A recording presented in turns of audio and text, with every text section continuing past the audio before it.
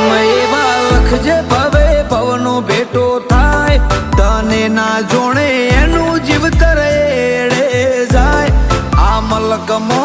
એક તું અલખ કહેવાય ઓ નમો બધે મનની વાતો તને કહેવાય